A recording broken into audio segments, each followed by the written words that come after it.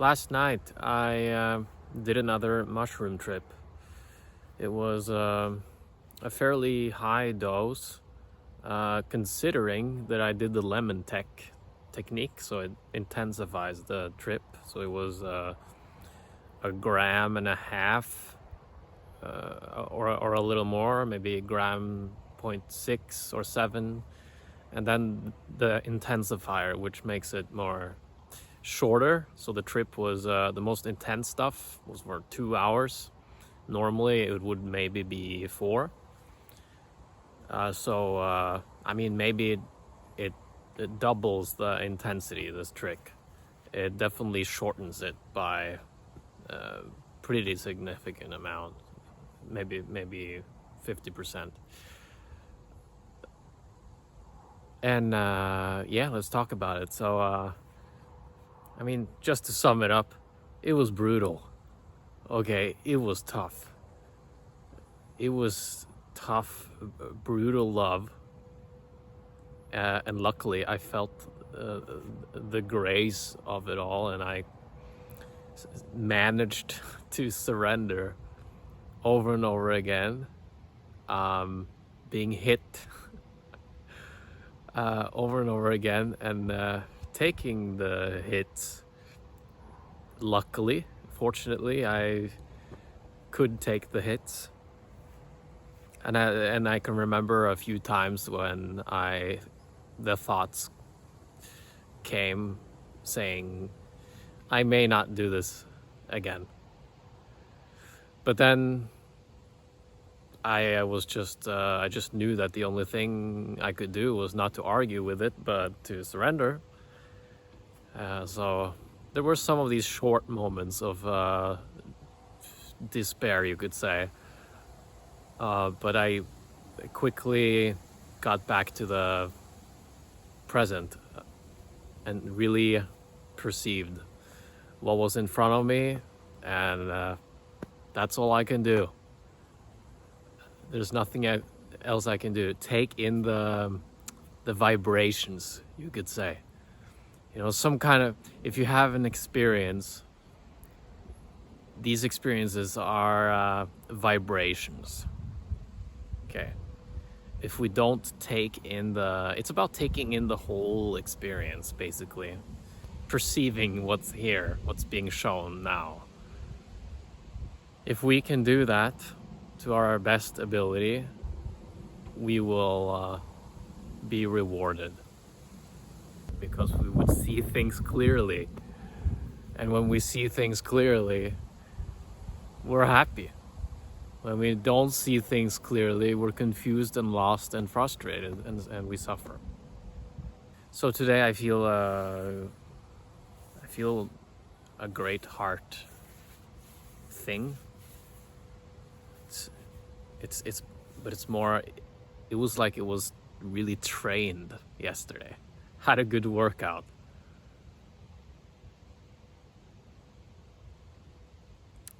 So it's not this usual soft feeling, perhaps. More of a hardened, it's clear, and it's also spread more here. Yeah. So our hearts, yeah, they're powerful things. And that's where our true sense of, that's where our being is felt. Okay. And according to my teacher at the Vipassana retreat, feel this feeling out. If you can, if you get there, feel it out, and then the feeling will go away and you will realize your true nature, no self. Keep feeling the heart. And then that's also the greatest, it's the fastest way to process things. For example, when I was being, pointed into a corner by all these fingers, not necessarily in visual sense, but really pushed up against the wall. And at some point I was wondering if I was going to lose breath. I didn't, but it's just fear. And I think of all strategies to deal with this. You know, I'm gonna toughen up, go through it. Sometimes that works to an extent, but sometimes I'm being called for surrender. And yeah, I kind of have to give up. And then, oh, now, okay, why didn't I just do that before? But yeah, there are these subtle, unconscious resistances. You know, if I teach you, oh, it's all about surrendering, it's still, yeah. I mean, if you don't surrender, life will show you where you have not surrendered. Until we realize that, oh, I can't do this. Only the heart can. The concept running in my head, it thinks it's there, but it's referring to, it's unconsciously referring to a feeling down here, more of the center of your body.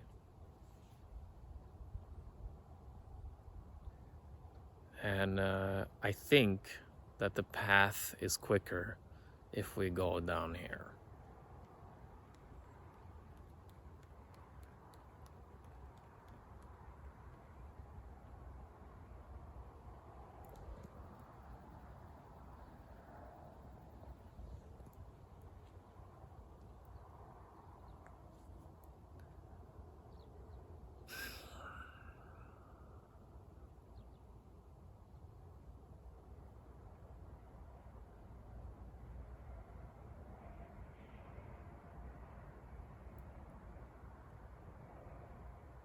So essentially what I learned was perceive what's now. Let it, I mean, stop not trying to perceive. Stop looking away. Look here to the best of your ability. It's okay to escape sometimes. I mean, out of survival mechanisms, there must be a reason why we can do that, why we can actually distract ourselves, and there's probably some purpose to that too. But when you're practicing, when you set off time during your day to practice, or if you are dealing with something and you want to know the quickest way to get through it, then be as awake you can. Be as open as you can.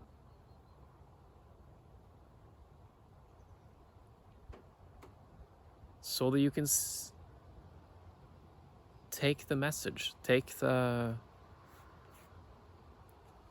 so that you can receive the moment and receive life as it is. Okay.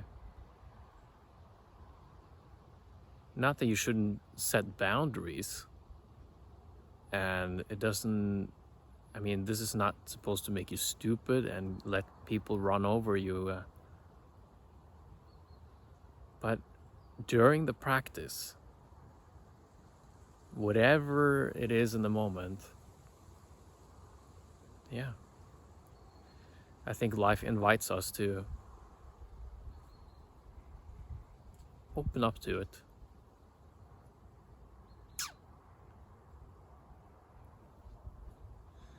Yeah. Is there more to say? I could tell more, but